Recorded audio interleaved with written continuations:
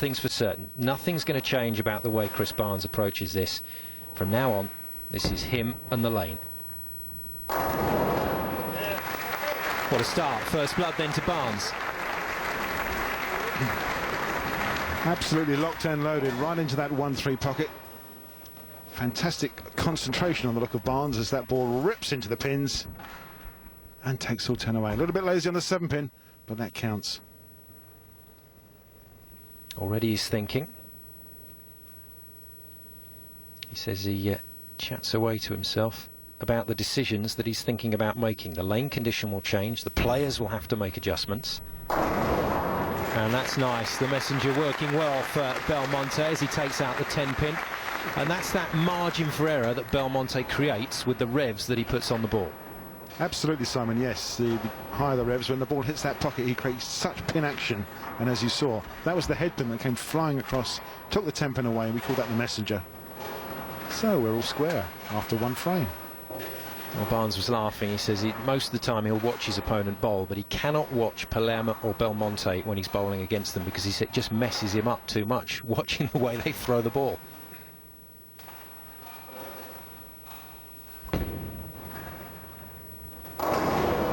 Nice work.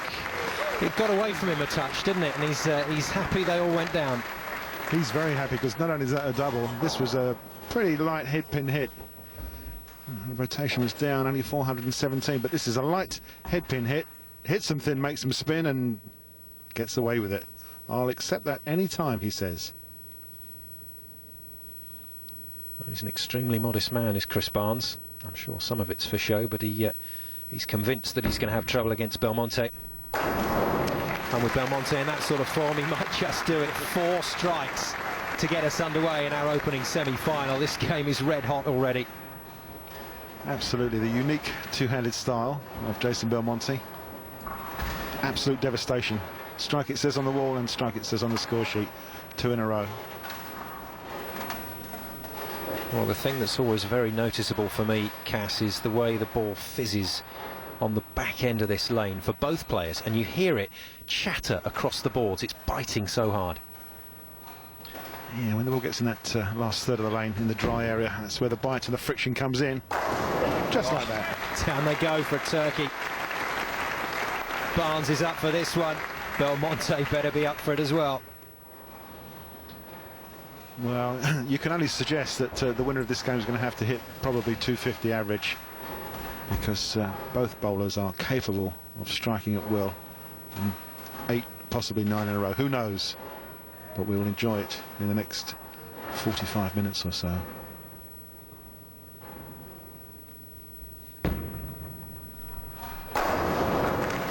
This is magnificent. This is what this tournament was all about when it was designed 10 years ago and launched. It was all about players going head to head on this show lane format. And we've got a big encounter here. It is 3 strikes apiece, nothing to call between both these great players. With such a professional display, it's hard to tell who will take that golden place in the final. Join us after the break for more action. Welcome back, and the pins are pretty much flying off the lane as our players try to secure a place in that final. Let's get back to the match. Yes, and of course, Simon, over those 10 years, you know, Matchroom have been able to bring the best players from all over the world, including the professionals from the United States, to this invitational tournament. Well, it fits very nicely. The PBA season, the professional season in the USA, just coming to a close. So Chris Barnes able to travel over to this tournament, but I get the feeling it's something that he's been wanting to be involved with for a while now. Both he and his wife Linda played last year, but it's Chris, the defending champion, back for another bite.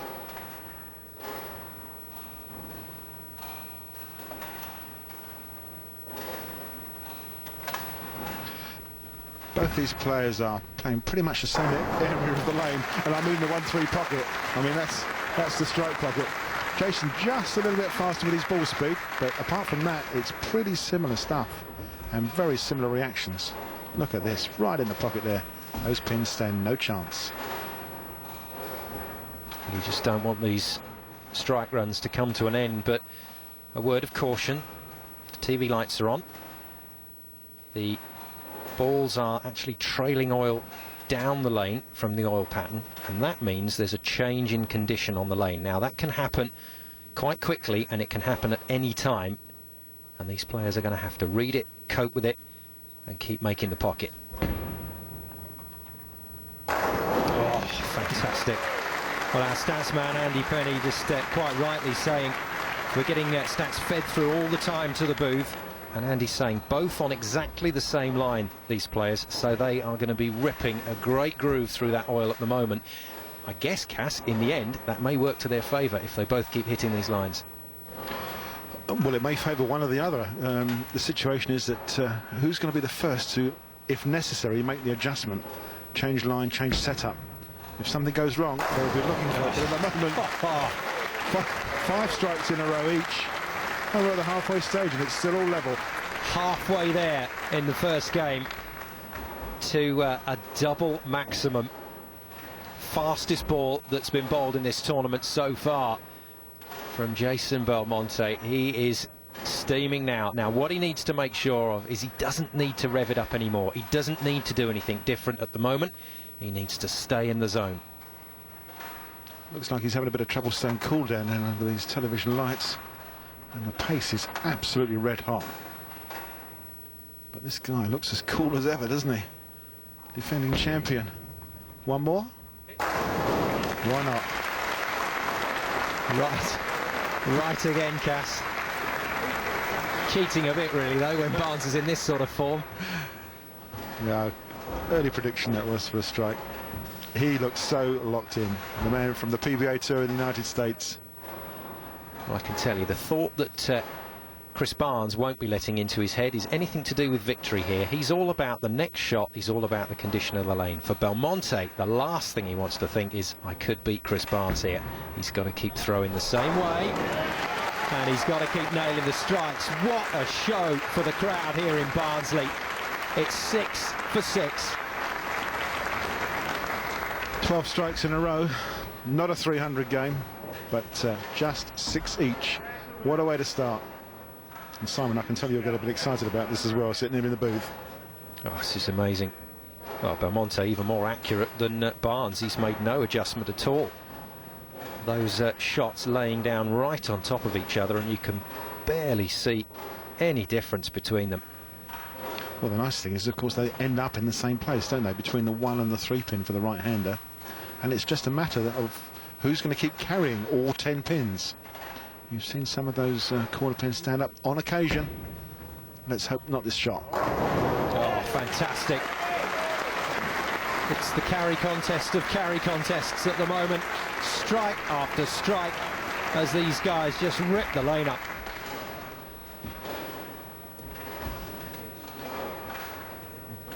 Yeah, Chris liked that one, didn't he? 7 in a row for Chris Barnes. 6 in a row for Jason Belmonte.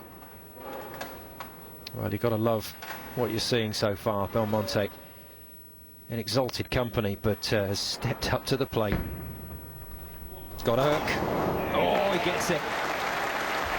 Well, I thought that was hanging out on him there. Steady on. Steady on, Jason. He doesn't want to get overheated in this game. I thought he'd aquaplane that one off the oil there.